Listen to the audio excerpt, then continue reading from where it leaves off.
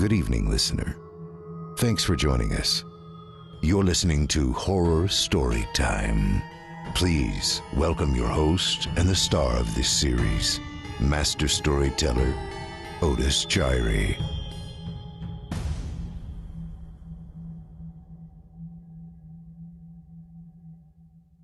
The Monkey's Paw by W. W. Jacobs. Part 1. Without, the night was cold and wet, but in the small parlor of Laburnum Villa, the blinds were drawn and the fire burned brightly.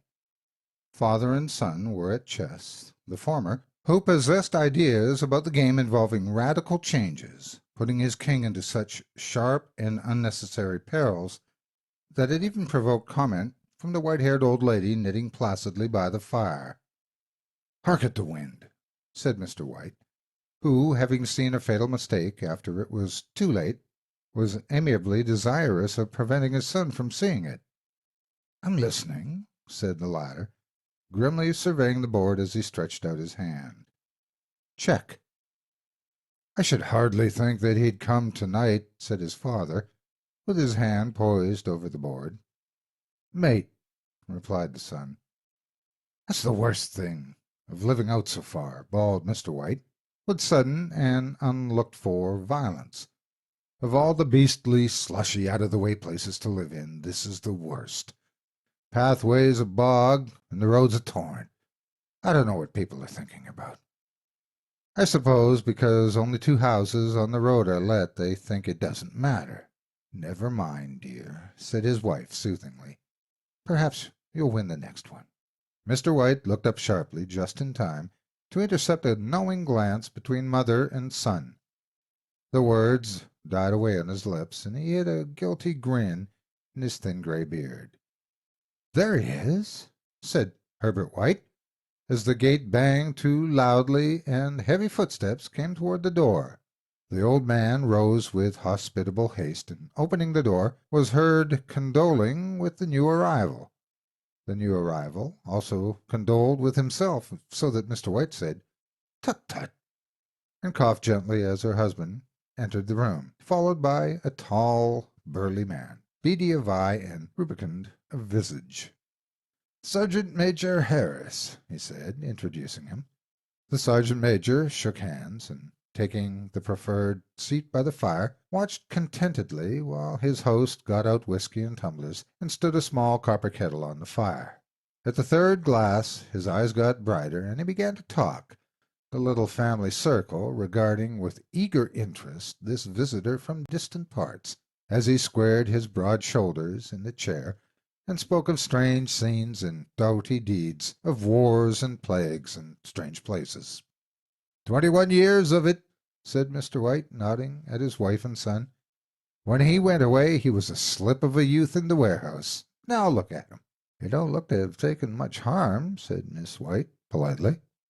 "I'd like to go to India myself," said the old man, "just to look around a bit, you know." "Better where you are," said the sergeant major, shaking his head. He put down the empty glass and, sighing softly, shook it again. "I should like to see those old temples and fakirs and jugglers," said the old man. "What was that you started telling me the other day about a monkey's paw or something, Morris?"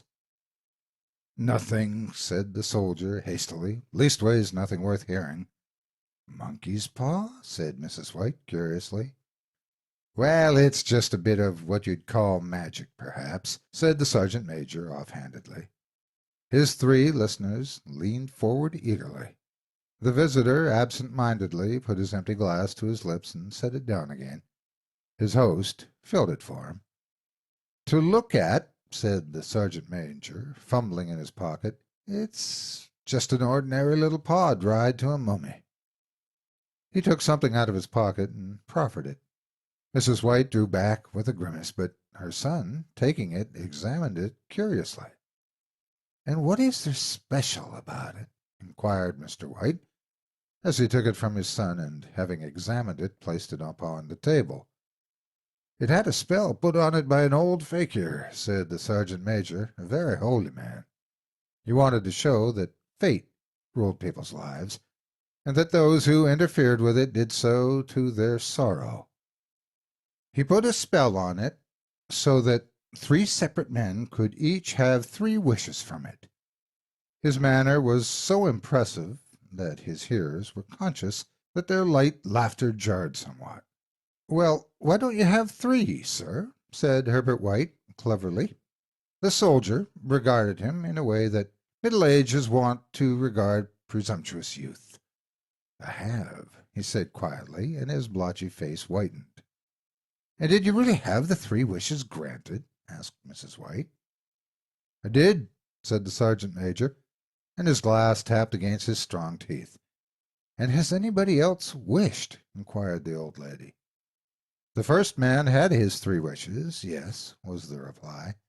"I don't know what the first 2 were, but the third was for death, and that's how I got the paw." His tones were so grave that a hush fell upon the group. "If you've had your 3 wishes, it's no good to you now, then, Morris," said the old man at last. "What do you keep it for?" The soldier shook his head. "Fancy, I suppose," he said slowly. "If you could have another 3 wishes," said the old man, eyeing him keenly, "would you have them?" "I don't know," said the other. "I don't know."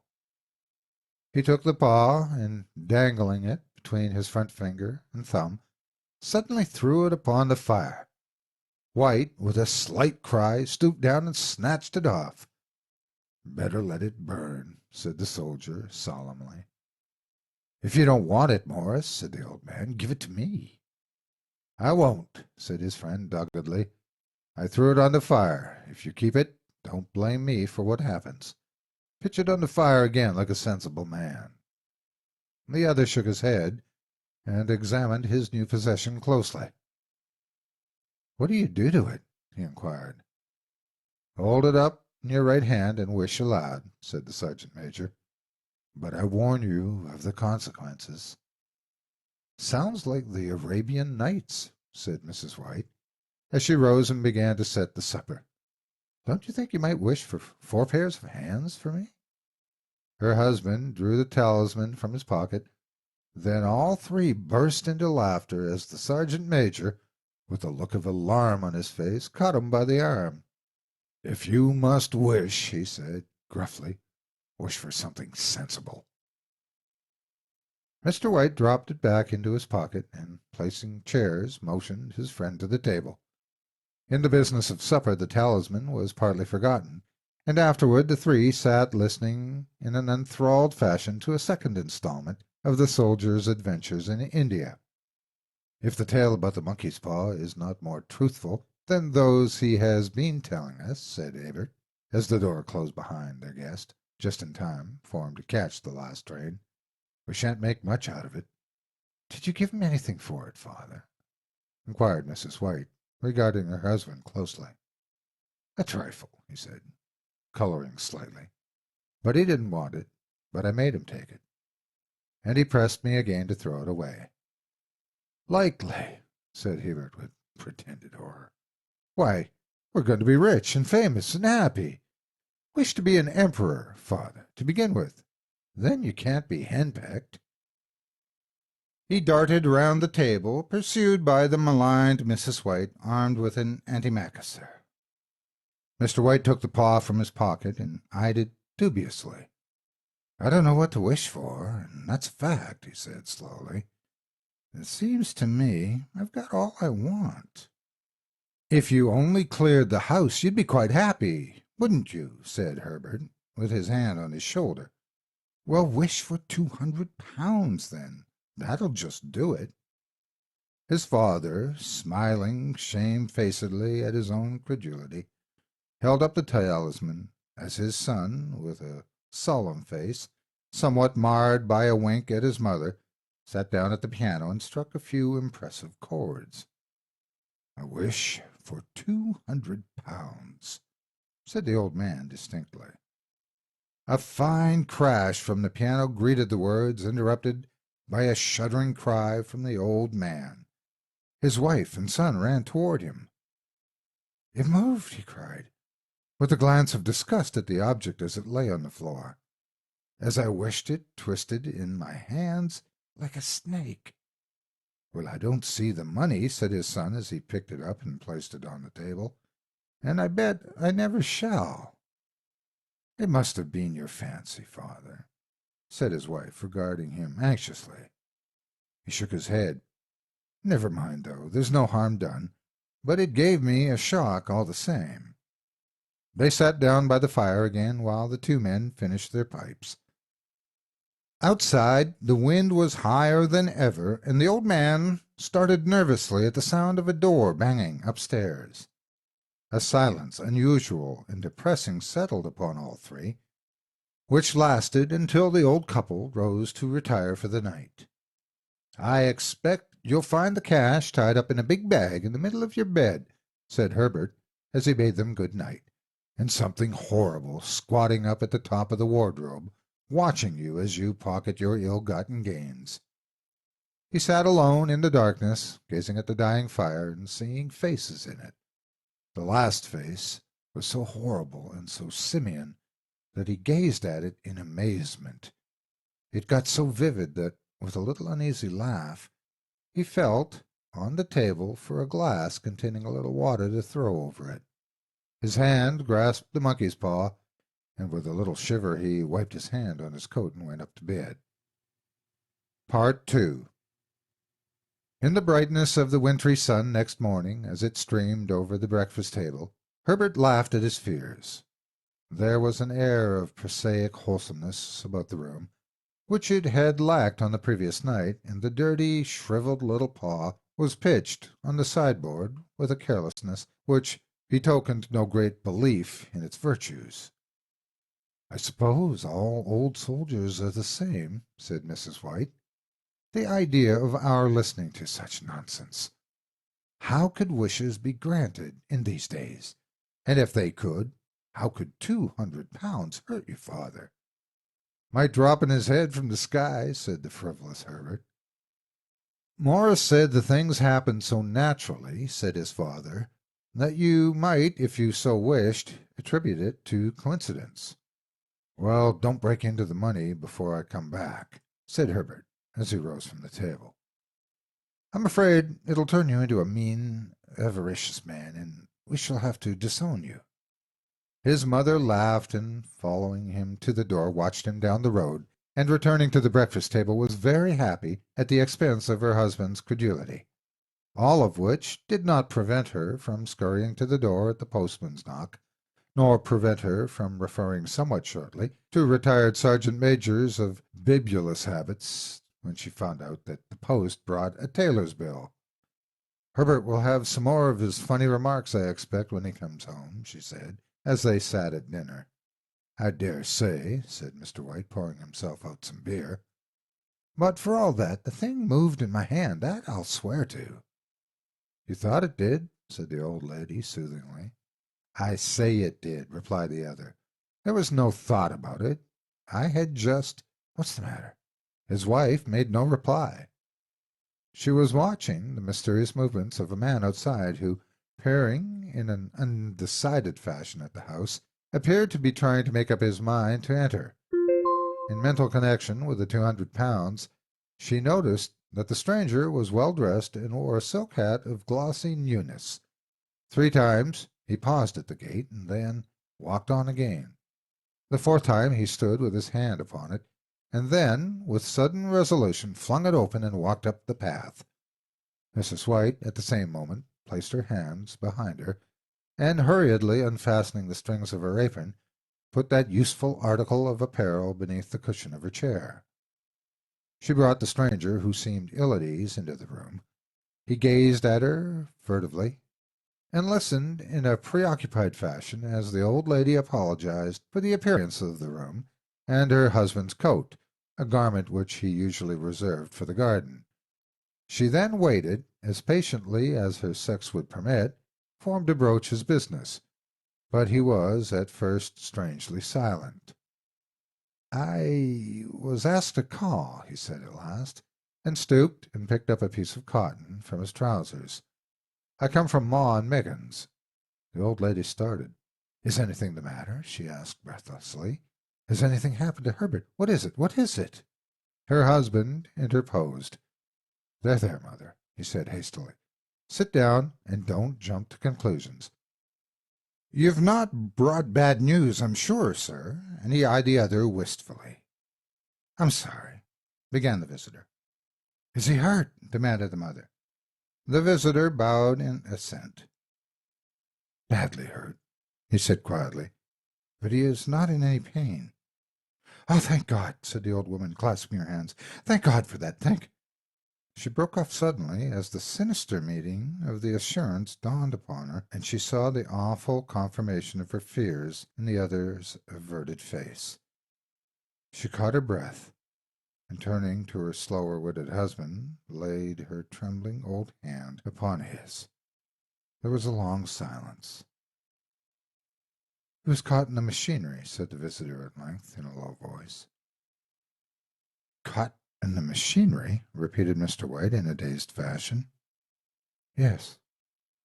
He sat, staring blankly out at the window, and taking his wife's hand between his own, pressed it, as he had been wont to do in their old courting days, nearly 40 years ago.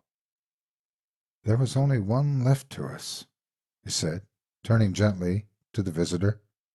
"It is hard." The other coughed, and rising, walked slowly to the window. "The firm wished me to convey their sincere sympathy with you in your great loss," he said, without looking round. "I beg that you will understand I am only their servant and merely obeying orders." There was no reply. The old woman's face was white, her eyes staring, and her breath inaudible.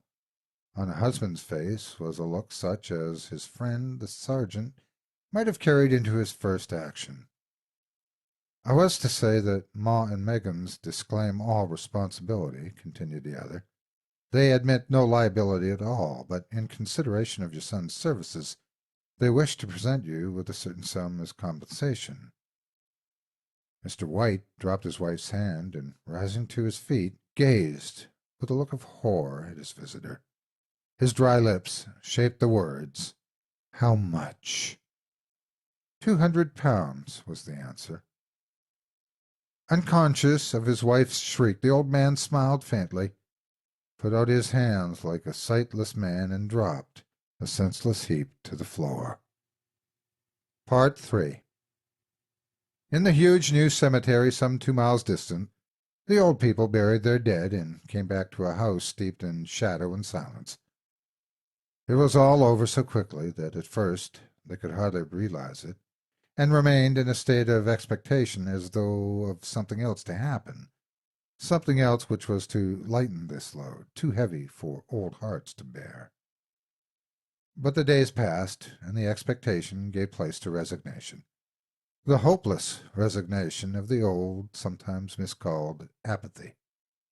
Sometimes they hardly exchanged a word, for now they had nothing to talk about, and their days were long to weariness. It was about a week after that the old man, waking suddenly in the night, stretched out his hand and found himself alone. The room was in darkness, and the sound of subdued weeping came from the window. He raised himself in bed and listened. "Come back," he said tenderly. "It will be cold." "It's colder for my son," said the old woman, and wept afresh. The sounds of her sobs died away on his ears. The bed was warm and his eyes heavy with sleep. He dozed fitfully and then slept until a sudden wild cry from his wife awoke him with a start. "The paw!" she cried wildly. "The monkey's paw!" He started up in alarm. Where is it? What's the matter?" She came stumbling across the room toward him. "I want it," she said quietly. "You've not destroyed it?" "It's in the parlor, on the bracket," he replied, marveling. "Why?" She cried and laughed together, and bending over, kissed his cheek. "I only just thought of it," she said hysterically. "Why didn't I think of it before? Why didn't you think of it?" "Think of what?" he questioned. "The other 2 wishes," she replied rapidly. "We've only had one." "Was that not enough?" he demanded fiercely. "No," she cried triumphantly. "We'll have one more. Go down and get it quickly, and wish our boy alive again." The man sat up in bed and flung the bedclothes from his quaking limbs. "Good God, you're mad!" he cried aghast. "Get it," she panted. "Get it quickly and wish. Oh, my boy, my boy." Her husband struck a match and lit the candle. "Get back to bed," he said unsteadily. "You don't know what you're saying." "We had the first wish granted," said the old woman feverishly. "Why not the second?" "A coincidence," stammered the old man. "Go and get it and wish," cried the old woman, quivering with excitement. The old man turned and regarded her, and his voice shook. "He has been dead 10 days, and besides, I would not tell you else, but I could only recognize him by his clothing. If he was too terrible for you to see then, how now?"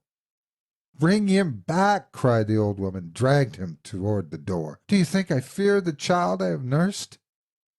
He went down in the darkness and felt his way to the parlor and then to the mantelpiece.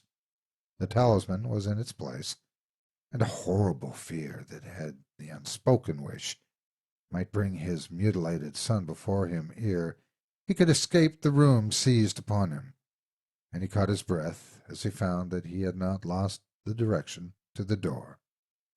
His brow was cold with sweat. He felt his way around the table and groped all along the wall until he found himself in the small passage with the unwholesome thing in his hand.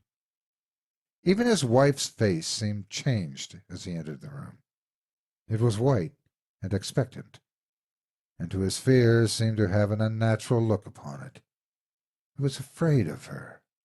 "Wish!" she cried in a strong voice. "It is foolish and wicked," he faltered. "Wish!"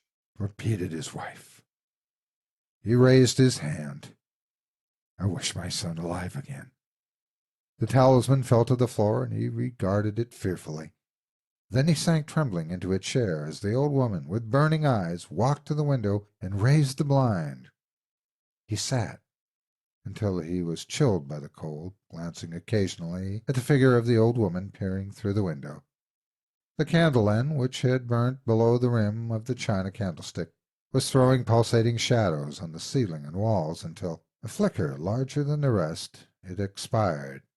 The old man, with an unspeakable sense of relief at the failure of the talisman, crept back to his bed, and a minute or two afterward the old woman came silently and apathetically beside him.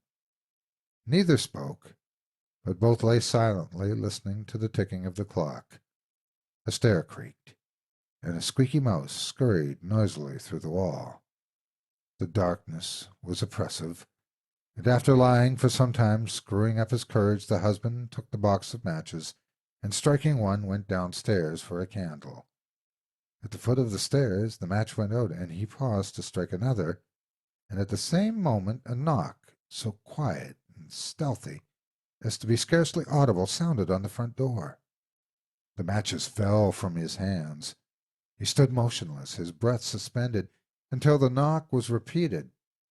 Then he turned and fled swiftly back to his room, and closed the door behind him.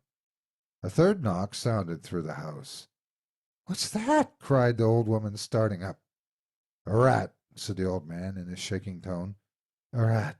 It passed me on the stairs." His wife sat up in bed listening. A loud knock resounded through the house. "It's Herbert!" she screamed. "It's Herbert!" She ran to the door, but her husband was before her, and catching her by the arm, held her tightly. "What are you going to do?" he whispered hoarsely. "It's my boy, it's Herbert!" she cried, struggling mechanically. "I forgot it was 2 miles away. What are you holding me for? Let go, I must open the door." "For God's sakes, don't let him in," cried the old man, trembling. "You're afraid of your own son?" she cried, struggling. "Let me go. I'm coming. Herbert, I'm coming." There was another knock, and another. The old woman, with a sudden wrench, broke free and ran from the room. Her husband followed to the landing and called for her appealingly as she hurried downstairs. He heard the chain rattle back and the bottom bolt draw slowly and stiffly from the socket. Then the old woman's voice, strained and panting. "The bolt!" she cried lightly. "Come down! I can't reach it!" But her husband was on his hands and knees, groping wildly on the floor in search of the paw. If he could only find it before the thing outside got in. Perfect fusillade of knocks reverberated through the house, and he heard the scraping of a chair as his wife put it down in the passage against the door. He heard the creaking of the bolt as it slowly came back. And at the same moment he found the monkey's paw, and frantically breathed his third and last wish. The knocking ceased suddenly, although the echoes of it were still in the house. He heard the chair drawn back and the door open. A cold wind rushed up the staircase, and a long, loud wail of disappointment and misery from his wife gave him courage to run down to her side, and then to the gate beyond. The street lamp, flickering opposite, shone on a quiet and deserted road. Hi, Otis Gyrie here. Thanks for joining me around the digital campfire today. Your support means everything to me. I wanted to take a moment to ask you to support me and help me make storytelling my career by joining the Chilling Tales for Dark Nights members area. There are links in the video description below. If you love what I do, help me make this my full-time job by signing up for any membership of your choice. With your support, I can quit my day job and dedicate my day to putting out more twisted tales more regularly and take more of your requests. With a membership, not only do you get instant access to my archive of 200-plus audio stories in HD format, but you'll get them weeks or months before the public does. You'll also get access to the full archive of hundreds of fully produced Chilling Tales for Dark Nights tales, including several narrated by me, and advanced access there as well. In addition to that, you'll get exclusive members-only access to private monthly live-stream events and direct access to me and the rest of the team via the Direct Connect and Production Lounge features, where you'll get the opportunity to let your voice be heard and get insider updates. Members will also get the opportunity to earn money by referring friends and family to us. So what are you waiting for? For as little as $6.66 a month with an annual membership, you can help our channels grow and help me make my dream come true. So, thanks again for listening. Please consider giving up a cup of Starbucks or that pack of energy drinks to help this old storyteller live his dream. Visit us today at http://www.chillingtalesfordarknights.com/tour for information and sign up now.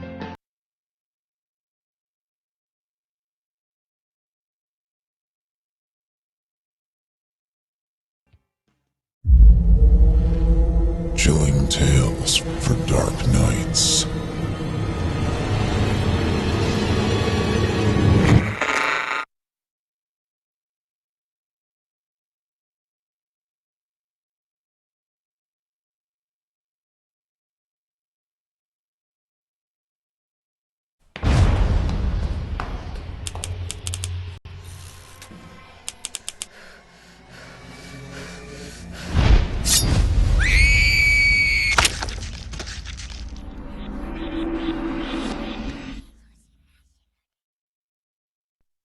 The Black Cat by Edgar Allan Poe. Performed by Jeff Clement. For the most wild yet most homely narrative which I am about to pen, I neither expect nor solicit belief. Mad indeed would I be to expect it, in a case where my very senses reject their own evidence. Yet mad am I not, and very surely do I not dream. But tomorrow I die, and today I would unburden my soul. My immediate purpose is to place before the world, plainly, succinctly, and without comment, a series of mere household events. In their consequences, these events have terrified, have tortured, have destroyed me, yet I will not attempt to expound them. To me, they have represented little but horror. To many, they will seem less terrible than Baroque's. Hereafter, perhaps, some intellect may be found which will reduce my phantasm to the commonplace, some intellect more calm, more logical, and far less excitable than my own, which will perceive, in the circumstances I detail with awe, nothing more than an ordinary succession of very natural causes and effects. From my infancy I was noted for the docility and humanity of my disposition. My tenderness of heart was even so conspicuous as to make me the jest of my companions. I was especially fond of animals, and was indulged by my parents with a great variety of pets. With these I spent most of my time, and never was so happy as when feeding and caressing them. This peculiarity of character grew with my growth, and in my manhood I derived from it one of my principal sources of pleasure. To those who have cherished an affection for a faithful and sagacious dog, I need hardly be at the trouble of explaining the nature